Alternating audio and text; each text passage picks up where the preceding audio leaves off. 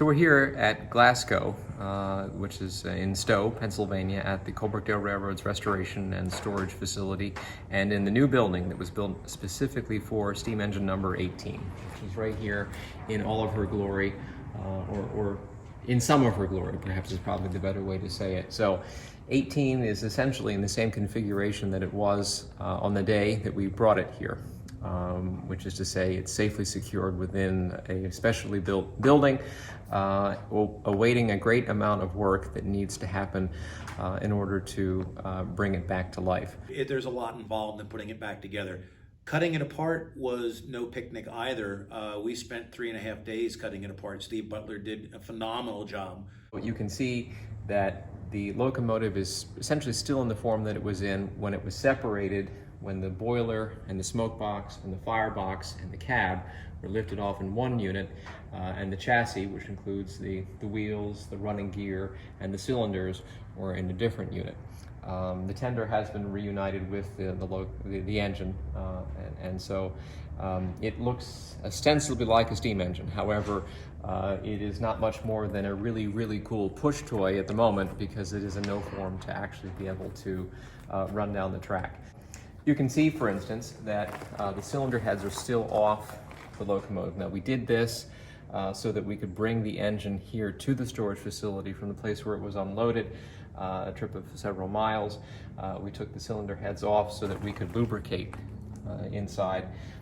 You'll also notice that in the process of disassembling the locomotive, we discovered that a number of these bolts, which hold on to the cylinder heads, had been broken. Which we would not have known but for having taken it apart. So when the locomotive is reassembled, these broken bolts will be replaced. You can also see lubrication lines all over the locomotive. This engine has been the recipient of a lot of love over many years, and it has gotten quite a number of improvements, not the least of which is a really developed system of lubrication for all wear points on the engine. So there are many, many lubrication lines from the mechanical lubricators going all over the locomotive. That's the good news. The bad news is most of them were disconnected to get it here, so we've got to put them back together. But it's one of the reasons why number 18 is in such good shape, because all of the wear points have been lubricated, well lubricated over the many years that the engine has given faithful and dedicated service. You can see that the firebox and the former ash pan sheet are not reunited. Normally when the engine is back together, these two areas will be mated to each other, so that still needs to happen yet. Additionally, you can see there is no cab floor at the present time, and while that would vastly improve with ventilation in the cab, it makes it also fairly unsafe. Among the things that we'll look to improve as we rebuild number 18 are places where wear or rot has happened. And here you see the tender deck. This hardwood has rotted out over time. So when we do work on the tender, would be a good time to replace that tender decking. The water connection from the tender to the locomotive still hasn't been made yet. So while the locomotive is tethered to the tender with the drawbar, the connections for air and water haven't been made yet.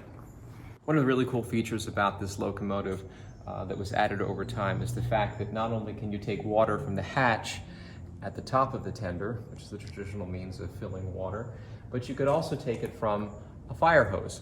This apparatus was added to the back of the tender so that if you didn't have a water tower, you could fill the locomotive from a hydrant or a fire truck using these connections here.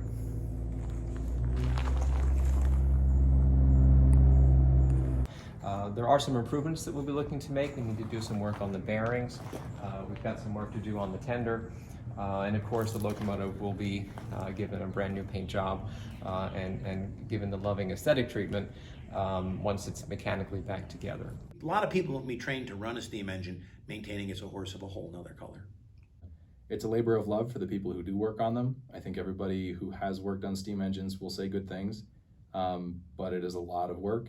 It is a lot of hard work. It's a lot of dirty work. She's a beautiful engine. I think we all love to see her, in steam. A lot of nights with my buddies spent on that engine, eating chicken nuggets and drinking sweet iced tea, and a lot of miles, a lot of sunsets, a lot of sunrises. It was a good engine. I really enjoyed it. I'd rather see her somewhere where she can be steamed up and moving than sitting in a shop abandoned, basically.